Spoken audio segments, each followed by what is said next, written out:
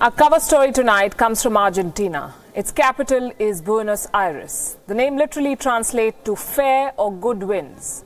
Right now, it's anything but. The city is beset with storms of the geopolitical kind. Leaders of the world's top industrialized countries, the biggest economies, the Group of 20 or G20 have gathered there for their annual summit. It's a story of many parts, so let's start with the best, the pictures. What you'll see on your screens now, what you see there, is a blimp, the new favorite prop of political protesters across the world. This one shows a baby version of US President Donald Trump. Evidently, he's not very popular there.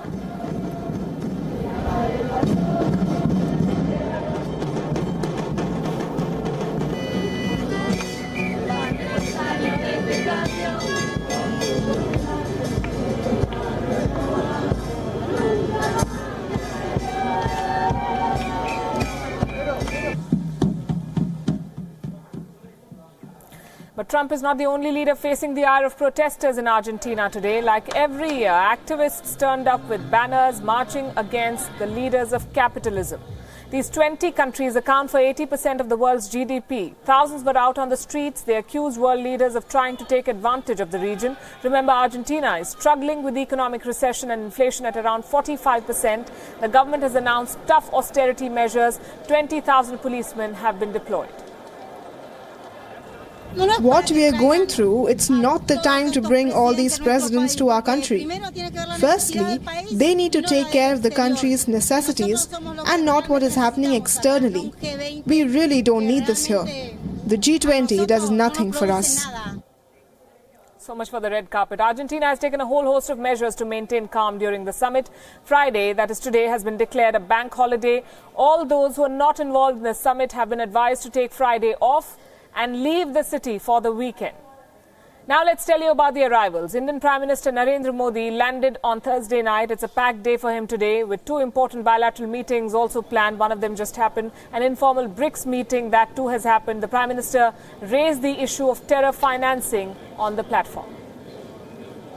हमने सभी देशों से FATF मानकों के कार्यान्वयन का आग्रह किया है।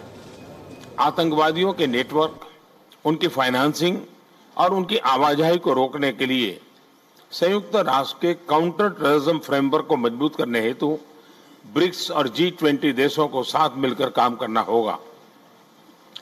आर्थिक अपराधियों और भगोड़ों के विरुद्ध हमें मिलकर काम करने की आवश्यकता है। US President Donald Trump arrived with the First Lady Melania Trump. He cancelled a meeting with Russia's Vladimir Putin over the Ukraine standoff. He's also provoked China again. The US, we can tell you, sent warships to the Taiwan Strait just before the summit began. Their explanation, and I'm quoting, because we have the right to do so. Beat that. Next on our list is Theresa May, the Prime Minister of Britain. She arrived at the venue earlier this morning. For the British Prime Minister, the summit comes as she's struggling to get the Brexit deal through her parliament. She said that she won't back down.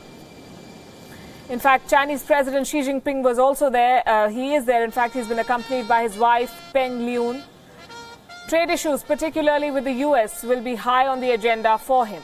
Saudi Arabia's Crown Prince Mohammed bin Salman landed on Wednesday. He's trying to repair his international reputation after the murder of dissident journalist Jamal Khashoggi. It's a diplomatic test for him, this summit. Argentinian president has, as the chair of the summit, has said that Saudi Arabia is a permanent member of the group, which is why they are attending. But he also hoped that the murder of Khashoggi comes up during the summit. Al príncipe heredero que concurre a esta cumbre, Arabia Saudita es miembro permanente del G20, así que como tal él asiste y bueno, está este tema sobre la mesa que ha impactado al mundo y que tal vez salga en las reuniones bilaterales o no, o en el temario del G20, pero es parte de esta comunidad que integra el G20 y como tal está en este país concurriendo para que comenzar el día de mañana. Well, the Saudi Arabian Crown Prince might hold talks with Turkish President Recep Tayyip Erdogan on the sidelines of the summit. Ties between Riyadh and Ankara have been strained since Khashoggi's killing in Istanbul in the month of October. The Prime Ministers of Canada, France and Japan are also in attendance. One person who could not make it in time for the opening was German Chancellor Angela Merkel. Her plane was forced to land in Cologne due to a technical problem. With so many big guns at one venue, there's bound to be some power play. G20 will witness some significant meetings and also some awkward encounters. India's Prime Minister Narendra Modi has a packed schedule, as I said. He's already met the Saudi Crown Prince Mohammed bin Salman and the United Nations chief on the sidelines of the summit. He's scheduled to meet German Chancellor Angela Merkel, and he's just concluded a bilateral meeting with Chinese President Xi Jinping.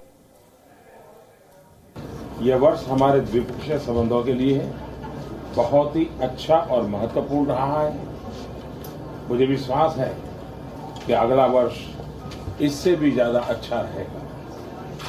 Wuhan में हमारा informal summit हमारे संबंधों में एक मील का पत्थर था। इससे हमारे एंगेजमेंट को नया मोमेंटम मिला और हमारे सहयोग के लिए कई नए आयाम भी खुले। अगले वर्ष इनफॉर्मल समिट के लिए हम आपका भारत में स्वागत के लिए बहुत ही उत्सुक हैं। एक्सेलेंसी, हमारी मुलाकातों द्वारा लीडर्स के स्तर पर हमारे द्विपक्षीय सहयोग का रिव्यू और इस संदर्भ में हमारे दिशा निर्देश मोमेंटम को बनाए रखने में सहायक है। But it's the trilateral meetings which are hogging the headlines, and this will be a bit of a tightrope walk for India. Remember, the overarching issue in this summit is the US-China trade war. India finds itself wedged in between these two powerful sides. India wants to work with both of them. Prime Minister Modi's first trilateral will be with Japan and America. It's the first of its kind meeting. The second trilateral is with Russia and China, something they're calling RIC, Russia, India, China. And this is something that's happening after a gap of 12 years, so you can imagine the significance. The Trump-Modi-Abe US-India-Japan meeting will be taking place in the backdrop of China's increasingly assertive role in the Indo-Pacific region. This area is said to be rich in mineral, oil and natural resources. It's also strategically important. The United States has been conducting patrols in this region to assert freedom of navigation. China at the same time continues to build up and militarize many of the islands it controls here. Next comes the meeting with Russia and China, RIC, Russia, India, China. Remember, this will be Prime Minister Modi's fourth meeting in 8 months with the Chinese President Xi Jinping. While India sees a strategic partner in America, it does not want this partnership at the cost of peace with China. And this trade war is not India's to fight, which is why Prime Minister Narendra Modi's two trilateral meetings are a fine balancing act in ties with Beijing and Washington. We must note that little may change in this matrix for the foreseeable future. Japan's Prime Minister Shinzo Abe has just begun his second term in office. He's going to stay. China's President Xi Jinping has an unlimited term. He will stay. Donald Trump is in the middle of his 4-year presidential term in America. He is expected to stay. And India's Prime Minister Narendra Modi is bullish about his chances in the 2019 election. He may be Prime Minister again. These leaders are projected to occupy their respective offices for a while now. So the maneuvering in Argentina will pave the way forward for India's relations with both blocs.